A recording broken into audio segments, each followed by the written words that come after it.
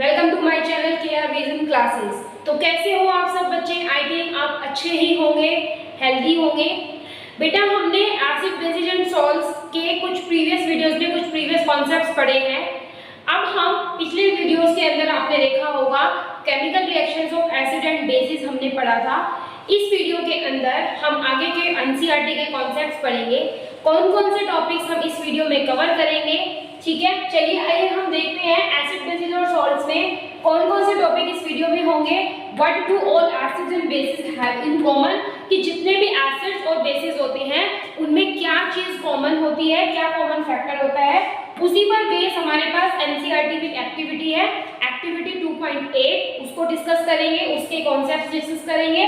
Next हम discuss करेंगे What happens to an acid or base with the water solution? जब हम acid और बेस का रिएक्शन पानी के साथ कराते हैं तो क्या हमारे पास चेंजेस होते हैं या क्या केमिकल रिएक्शंस होते हैं।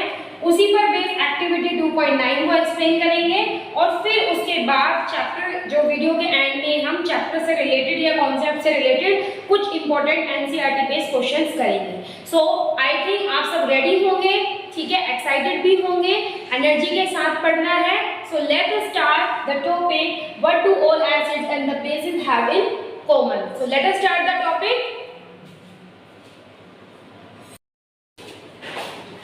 Now we will discuss the topic acids और बेसिस के अंदर क्या चीज कॉमन होती है। सबसे पहले हमें एक चीज पता है कि जितने भी एसिड्स होते हैं उनकी केमिकल प्रॉपर्टीज सेम होती है और बेसिस की केमिकल प्रॉपर्टीज भी सेम होती है। इसके अलावा जब भी कोई एसिड किसी मेटल के साथ रिएक्ट करता है तो सोल्ट और हाइड्रोजन बनते हैं। ऐसे ही बेसिस जब मेटल के साथ रिएक्ट करते हैं तब भी आपके पास सोल्ट प्लस हाइड्रोजन गैस बनती है। Base plus metal will gives salt plus hydrogen gas, ठीक है? तो यहाँ पर एक सिंपल वे में मैं बताना चाहती हूँ कि जितने भी एसिड्स हैं लेकिन बेसिस में हाइड्रोजन गैस तो बनती है बेटा, हाइड्रोजन के आयंस तो होते ही है लेकिन वो कंबाइंड फॉर्म में होते हैं बेसिस के अंदर। तो पहले हम थोड़ा सा पढ़ते हैं एसिड्स के बारे में कि जितने भी एसिड्स होते हैं जब मेटल के साथ रिएक्ट करते हैं तो सॉल्ट और हाइड्रोजन गैस बनाते हैं। या नॉर्मली आपने HCl एसिड है या HNO3 है, जितने भी एसिड्स हैं सब में आपने एक वर्ड एक आपके पास एटम कॉमन देखा होगा, ठीक है? जिसको हम क्या बोलते हैं? हाइड्रोजन बोलते हैं। तो हम ये कह सकते हैं कि जितने भी एसिड्स होते हैं उनके अंदर hydrogen seems to be common in all the acids. Acids के अंदर जितने भी हाइड्रोजन एटम्स होते हैं हमारे पास वो कॉमन होते हैं एसिड्स के अंदर, और जितने भी बेसिस होते हैं उनके अंदर हाइड्रो ऑक्साइड आयंस होते हैं, यानी OH नेगेटिव आयंस कॉमन होते हैं। तो इसी में आपके बुक के अंदर एक एक्टिविटी दी गई है, एक्टिविटी 2.8, जिसको अब हम डिस्कस करने जा रहे हैं। तो प्लीज इस कॉन्सेप्ट को अच्छे से पढ़ना और इस एक्टिविटी के थ्रू हम ये देखते हैं activity 2.8। So let us discuss the activity 2.8। Activity 2.8 के अंदर ये क्वेश्चन क्वेरी की गई है कि जितने भी एसिड्स, मैं आपको शॉर्ट में कर रही हूँ, हाइड्रोजन को कंटेन करते हैं, ठीक है? क्या वो एसिडिक नेचर शो करेंगे? They are acidic in nature, या ऐसे कंपाउंड जिनके अंदर हाइड्रोजन होता है वो सारे ही कंपाउंड के एसिड होते हैं या वो एसिडिक नेचर को शो करते हैं? इस एक्टिविटी के अंदर हम इस चीज के बारे में पढ़ेंगे। तो चलिए एक्टिविटी को पढ़ते हैं।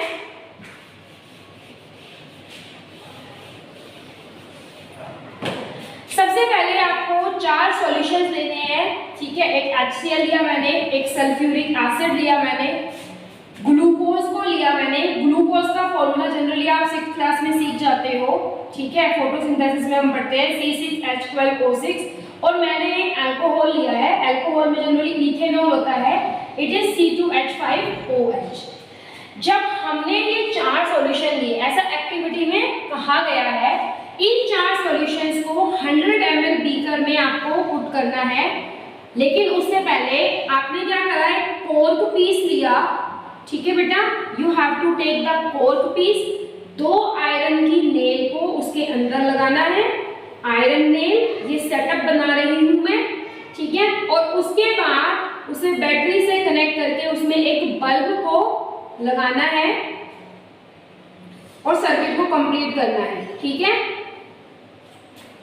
ऐसा आपको एक सेटअप बनाना है। जैसे 4 बीकर ले सकते हो, 100 ml के 4 beakers you have to take, and आपको कोर्क में आयरन नेल लगाकर उसमें सर्किट बनाना है। अब आपने पहले बीकर के अंदर, ठीक है, पहले बीकर के अंदर क्या करा, आपने HCl एसिड को पुट किया। If you have putted the HCl acid in first beaker, तो आपको ये ऑब्जर्व करना है, you have to observe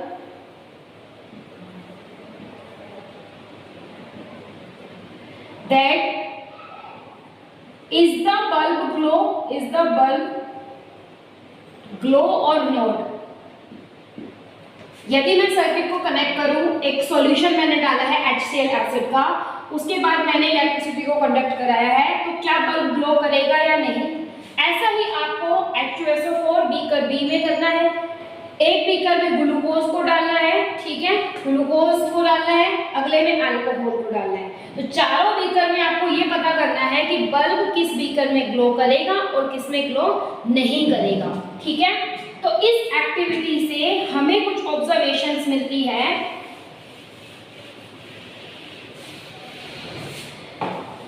the bulb will glow, the bulb will glow in all acids because they can separate या separated into their ions and current will flow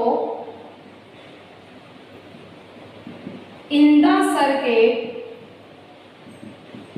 and current will flow in the circuit due to the presence of ion। आपने electricity chapter में physics में पढ़ा होगा, in electricity chapter में आपने ये पढ़ा होगा, the rate of flow of electric charge, the rate of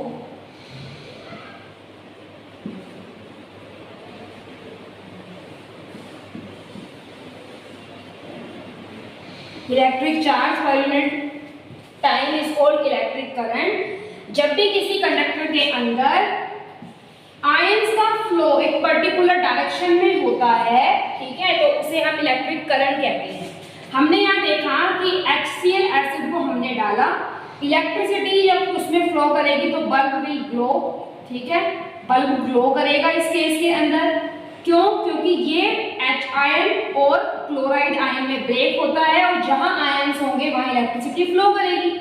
ऐसे ही बेटा हम H2SO4 को देखते हैं, तो ये भी हमारे पास हाइड्रोजन आयन और सल्फेट आयन को बनाता है, ठीक है, ये भी हमारे पास हाइड्रोजन आयन और सल्फेट आयन को बनाता है। But in the case of glucose, hydrogen ions will not separated, but in case of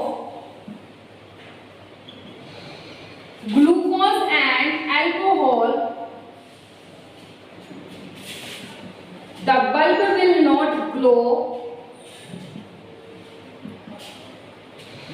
as they cannot separated, they cannot be broken down into their ions।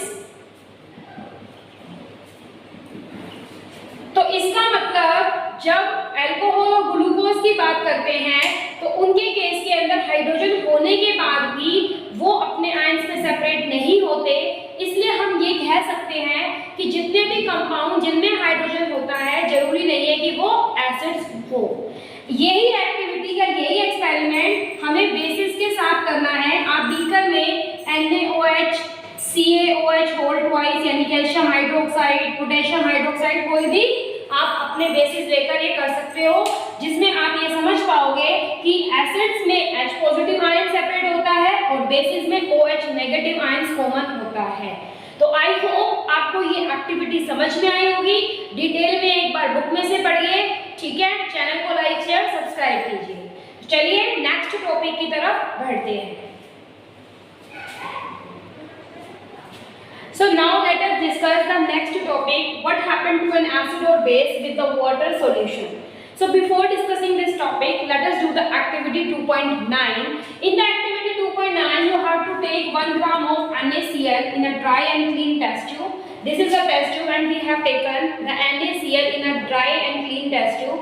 Now add sulfuric acid concentrated to it. Whenever we are adding the concentrated sulfuric acid to it, a gas is evolved. We have to test the gas nature by using the blue litmus paper. The litmus paper can be dry or wet. So which kind of the gas is passing out through the delivery tube?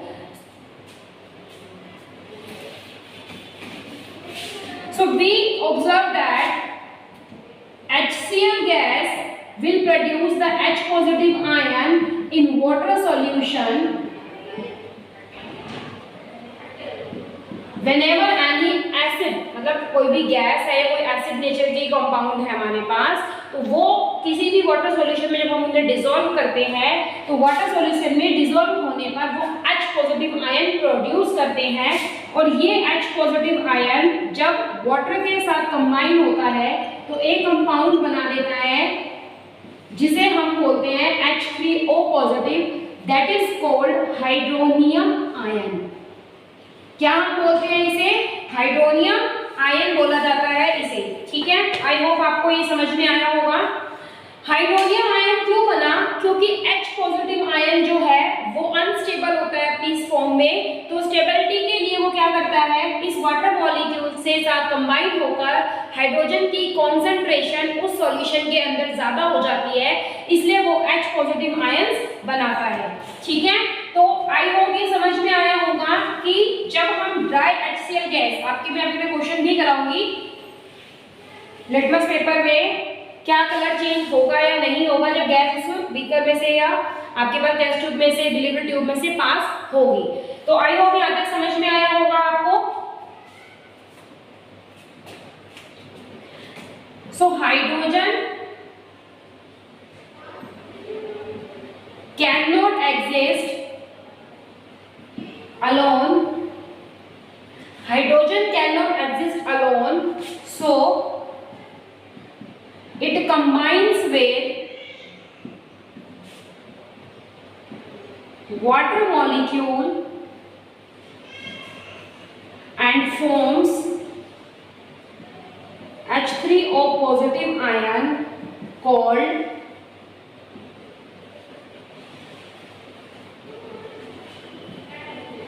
Hydronium ion. तो please इस concept को note कीजिए आप। We have seen that when an acid reacts with water or added to the water, then the hydronium ion will be produced. Now we will discuss what happened when a base added to the water, then what will happen. So whenever base is added to the water, then hydroxide ion will be produced.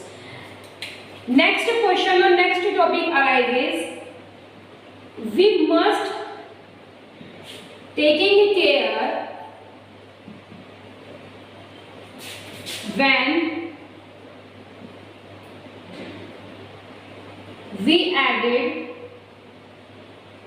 water to an acid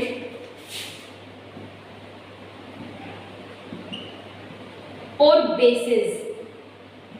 So why we have to take care whenever we are adding the water to an acid or base? तो हमें कुछ सावधानियों का ध्यान रखना चाहिए, ऐसा क्यों है?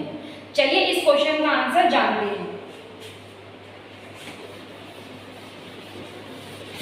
चैनल को लाइक शेयर सब्सक्राइब कीजिए, अच्छे से घर पे रह के पढ़िए, हॉलीडेज को एंजॉय कीजिए।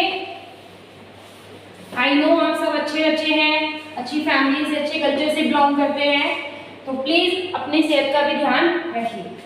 चलिए मान लीजिए मेरे पास 2 बीकर्स हैं, ठीक है, और मैंने इस बीकर में वाटर को फिल किया है और यहाँ पर मैं एसिड को ऐड कर रही हूँ, या मेरे पास एक बीकर में एसिड है और अब मैं वाटर को ऐड कर रही हूं, तो मुझे ये बताइए कि आपके अकॉर्डिंग कौन सी सिचुएशन सही होगी। हमें एसिड में वाटर को ऐड करना चाहिए या वाटर को एसिड में ऐड करना चाहिए? तो आप कमेंट करके भी इसका आंसर बता सकते हैं। एज यूजुअल मैं तो एक्सप्लेन करूंगी ही, ठीक है। कुछ बच्चे ये सोच रहे होंगे कि मैम एसिड को बेस इसमें वाटर में ऐड करें या वाटर को एसिड में, ठीक है। वो कहावत है ना, छुरी को सेब पे रखो या सेब को छुरी पे रखो, ये कटने का सेब है नहीं, कभी कभी छुरी यानी चाकू या नाइफ भी टूट जाता है। यहाँ पर हमें देखिए, जब भी हम एसिड में वाटर या बेसिस के अंदर वाटर को ऐड करते हैं उसको डाइल्यूट करने के लिए, कम स्ट्रॉन्ग बनाने के लिए, तो हमारे को ये ध्यान रखना चाहिए कि जब भी हम, ठीक है, when we are adding water to an acid,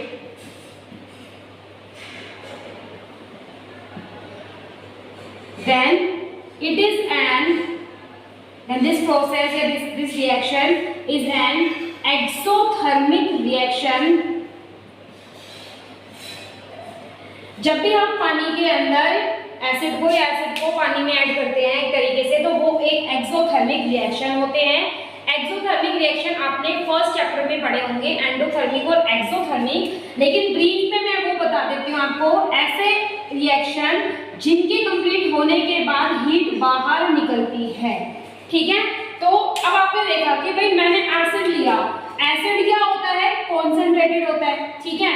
अब इसमें से हीट जो होगी, अगर मैं एसिड में वाटर को ऐड करती हूँ तो हीट जो होगी वो कहाँ होगी, बाहर की तरफ निकलेगी, ठीक है। और जैसे ही आप पानी डालोगे तो क्या होगा, उसकी हीट जो होगी एक्सोथर्मिक रिएक्शन के कारण हीट इवॉल्व होगी, बाहर होगी, जो आपके फेस पर, आपकी बॉडी के ऊपर एसिड उछल के एक तरीके से आ सकता है, जिससे कि आपको क्या होगी, इंजरी हो जाएगी, आपकी स्किन बर्न हो जाएगी। तो इसलिए हमें कभी भी एसिड में वाटर को ऐड नहीं करना चाहिए।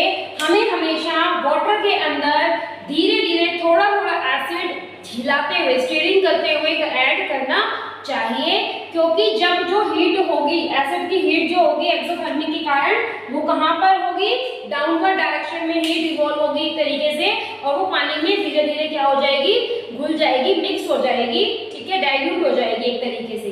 तो जब हम एसिड को या बेसिस को भी डाइल्यूट करते हैं, स्ट्रॉन्ग एसिड को या कॉन्सेंट्रेटेड एसिड या बेसिस को, तो हमें डाइल्यूशन के दौरान ये ध्यान रखना चाहिए कि हमें हमेशा वाटर के अंदर बिल्कुल स्लोली एसिड को ऐड करना चाहिए। तो आई होप ये समझ में आया होगा। Very interesting class this is, yes. So please note कर लीजिए ये कॉन्सेप्ट डायग्राम के through. This is the correct formation of adding acid, ठीक है, and basis to water, this is the wrong formation.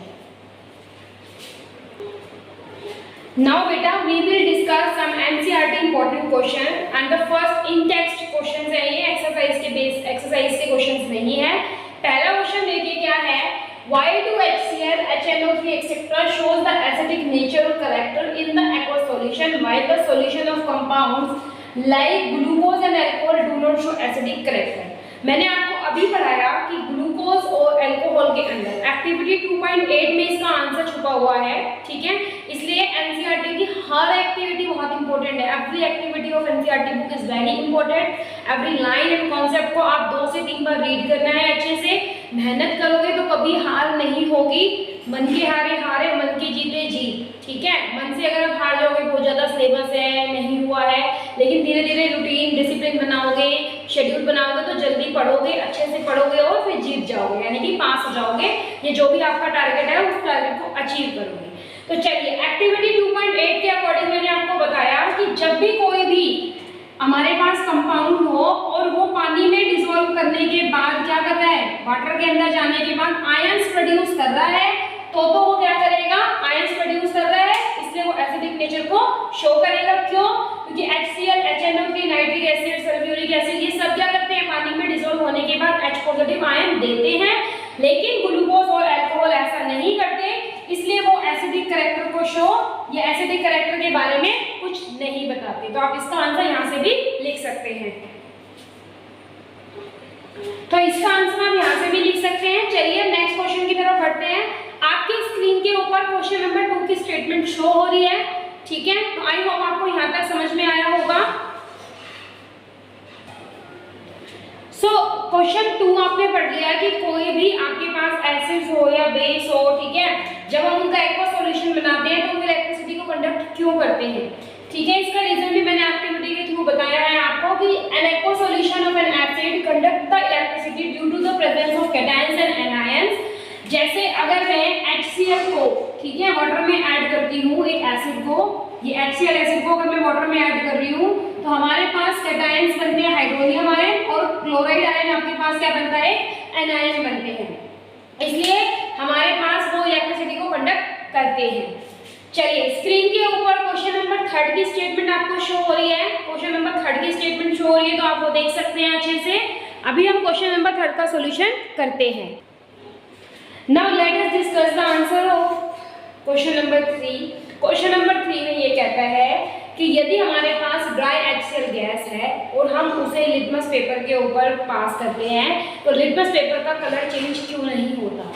आपने एक्टिविटी 2.9 में समझा है, ठीक है, कि जब हम टेस्ट ट्यूब के अंदर NaCl और H2SO4 को लेते हैं तो फिर एक गैस पास होती है और हम बाहर क्या लगाते हैं, ड्राई लिटमस पेपर लगाते हैं।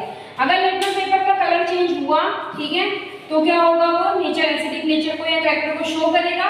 लेकिन इससे पिछले क्वेश्चन, सेकंड क्वेश्चन में ये सीखा है कि आयंस कब बनते हैं, आयंस ही, यानी कि एसिडिक नेचर के लिए H पॉजिटिव आयन रिस्पॉन्सिबल होते हैं, लेकिन ड्राई HCl गैस जो होती है उसमें H पॉजिटिव आयन नहीं बनते, इसलिए वो उसका कलर चेंज नहीं कर पाती है, ठीक है। क्वेश्चन नंबर 4 और 5 की स्टेटमेंट देखिए, आपको स्क्रीन पर दिखाई दे रही होगी। क्वेश्चन नंबर 4 की स्टेटमेंट एंड क्वेश्चन नंबर 5 की statement. So we will discuss the answer of question number 4 and 5। So question number 4 में कह रहे हैं कि जब हम एसिड को वाटर में या वाटर को एसिड में ऐड करते हैं तो किसमें हमें ध्यान रखना चाहिए। तो हमें हमेशा, मैंने अभी आपको इसी वीडियो में कॉन्सेप्ट में पढ़ाया है कि if H2O is added to concentrated acid तो एक एक्सोथर्मिक रिएक्शन होता है जिससे हीट जो होती है वो बाहर आ जाती है, मिक्सचर स्प्लैश आउट हो जाता है और आपकी स्किन बर्न हो जाती है। इसलिए हमें हमेशा acid should be added to water with slowly with constant stirring, ठीक है, हिलाते हुए धीरे धीरे एसिड को पानी में ऐड करना चाहिए। नेक्स्ट क्वेश्चन के अंदर क्या कहता है आपके पास कि जो हाइड्रोनियम आयन की कंसंट्रेशन है वो कैसे, जब हम सॉल्यूशन को, इस एसिड को डाइल्यूट करते हैं तो क्या इफेक्ट होता है उसके ऊपर, वो क्या हो जाती है, डिक्रीज हो जाती है, हम उसको डाइल्यूट कर रहे हैं। 6 क्वेश्चन आपको खुद करना है, ठीक है। वीडियो को लाइक शेयर सब्सक्राइब कीजिए, अच्छे से चैनल के साथ जुड़े रहिए। आगे आने वाली वीडियोस के अंदर कुछ क्वेश्चन आंसर्स भी होंगे, ठीक है। तो सीरीज को देखने के लिए, वीडियोस को देखने के लिए हमारे साथ जुड़े रहिए, लाइक शेयर सब्सक्राइब कीजिए। Thank you very much, thank you so much.